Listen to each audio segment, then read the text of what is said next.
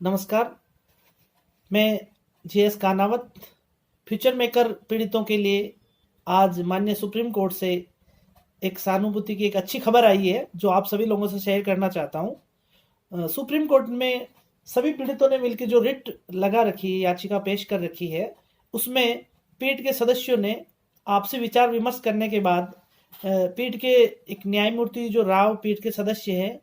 उन्होंने याचिकाकर्ताओं के वकील से कहा कि आपके प्रति हमारी सहानुभूति है, लेकिन हमें बताएं कि आपको कैसे राहत दी जाए, हमें सुझाव दे, अन्यथा हम ये नहीं कर सकते।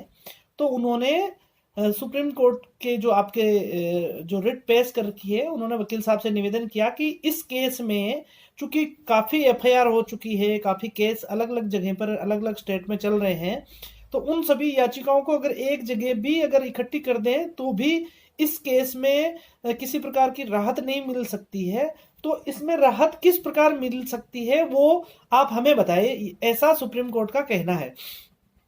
तो एक्चुअल में क्या कि पैसे को किस तरीके से वापस इकट्ठा किया जा सकता है, संपत्तियों की बिक्री से पैसा इकट्ठा किया जा सकता है, और इसको किस तरीके से वितरित किया जाना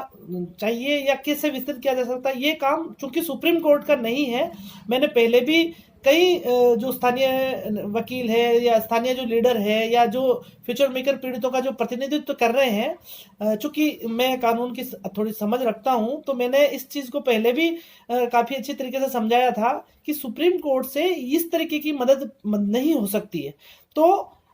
हमें और याचिकाकर्ताओं के जो वकील हैं उनको भी अभी 2 सप्ताहों का जो समय मिला है, उस समय में अच्छी तैयारी करनी चाहिए और उस तैयारी करके सुप्रीम कोर्ट को अच्छे सुझाव देने चाहिए कि किस तरीके से याचिकाकर्ताओं को पैसा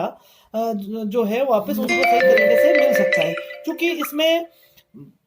कई व्यक्तियों के पास ना रसीद है, कई व्यक्तियों के पास किसी तरह के कोई सबूत नहीं है कि उन्होंने कितना पैसा जमा कराया। चूंकि एजेंट जो थे या जो ग्राहक थे वो बड़े एजेंटों को पैसे देते थे, एजेंट अपने खातों में पैसे डाल के फिर वह कंपनी के पास जमा कराते थे। तो इस तरीके की काफी पेचीदगियां हैं, लेकिन इन सबके बीच राहत भरी खबर यह है कि सुप्रीम कोर्ट ने सभी जमाकर्ताओं के हितों के लिए एक सहानुभूति जताई है कि हम आपके प्रति हमारी सहानुभूति है और हम चाहते हैं कि ये पैसा आपको मिले, लेकिन इसका तरीका क्या हो और कैसे मिले ये आप हमें एक सुझाव दीजिए, बताइए। तो हम उम्मीद कर सकते हैं कि माननीय सुप्रीम कोर्ट में जो रिट याचिका सभी पीड़ितों की चल रही है,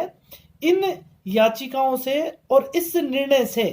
किसी ना किसी तरीके का हल निकलने की उम्मीद है। चूंकि कंपनी के खाते में भी लाखों करोड़ों रुपए का जो पैसा है वो भी जमा हुआ है और वो पैसा सारा सीज है और सारे अकाउंट फ्रीज है। तो कहीं ना कहीं सुप्रीम कोर्ट को ये भी निवेदन याचिकाकर्ताओं की तरफ से करना चाहिए कि बैंकों में जो पैसा पड़ा है वो सारा पैसा चूंकि अभी चालू खाते में पड़ा है, उसमें किसी तरीके का कोई ब्याज वगैरह की इनकम नहीं हो रही है। तो चूंकि ये केस काफी बड़ा है और लंबा चलेगा, तो इसमें ऐसा करने का सुझाव भी सही रहेगा कि माननीय सुप्रीम कोर्ट बैंकों को निर्देश दे कि इन पैसे को वो एफडी में, जिसमें हाईएस्ट रेट ऑफ इंटरेस्ट जो मिलती है, ऐसी एफडी में कन्वर्ट कर दें ताकि जमाकर्ताओं का जो हित है वो और सुरक्षित हो चुके। और मैं मेरी तरफ से भी अच्छे सजेशन मैं अगले वीडियो में पेश करूंगा, और आप सब लोग भी अपने जो याचिकाकर्ताओं आपके जो वकील साहब हैं उनको भी आप अपने तरफ से भी सुझाव दें। वकील साहब अपने कानूनी ज्ञान से भी अच्छे सुझाव तैयार करके माननीय सुप्रीम कोर्ट को सुझाव देवे कि वास्तविक तरीके से जो पैसा है वो जनता के पास किस तरीके से आ सकता है। और इसी के साथ साथ मैं हमेशा इन ऐसी पोंजी स्कीम जो योजनाएं हैं इनके खिलाफ रहा हूं और इनके जागरूकता फैलाने में भी मैंने काफी प्रयास किए हैं। और भीलवाड़ा में सबसे पहले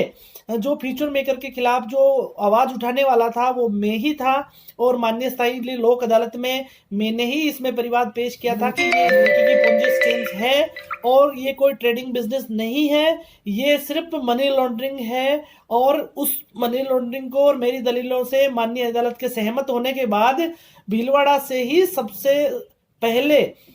फ्यूचर मेकर के खाते सील करने के ऑर्डर या जिसको कह सकते हैं कि विदाउट परमिशन, कोर्ट की परमिशन निकासी नहीं करने के ऑर्डर माननीय स्थानीय लोक अदालत ने दिए थे। उसके बाद तेलंगाना में एफआईआर हुई थी और उसके बाद देश भर में इस तरीके की चीजें हुई थी। तो कहीं ना कहीं इस थोड़े से प्रयास से जो निवेशक जो लूटे वो कम निवेशक लूटे। अगर हम लोग जागरूक नहीं होते तो ये जो घोटाला है ये हजारों करोड़ में है, ये घोटाला और लाखों करोड़ों मतलब कितना बड़ा हो सकता था, शारदा चिटफंड से भी बहुत बड़ा घोटाला हो सकता था। तो मेरा आप सभी से वापस आग्रह है कि आप इस तरीके से कि किसी भी स्कीम्स में निवेश नहीं करें। बैंक, पोस्ट ऑफिस या जो गवर्नमेंट की जो नोटिफाइड जो कंपनीज है, निधि कंपनीज है या और इस तरीके की जो कंपनीज हैं जो गवर्नमेंट से नोटिफाइड है और उनके भी जो सारे डॉक्यूमेंट्स वगैरह है वो वेरीफाई करके ही आप निवेश करें और किसी भी लालच में नहीं आए और हमेशा सावधान रहें, सतर्क रहें। जय हिंद।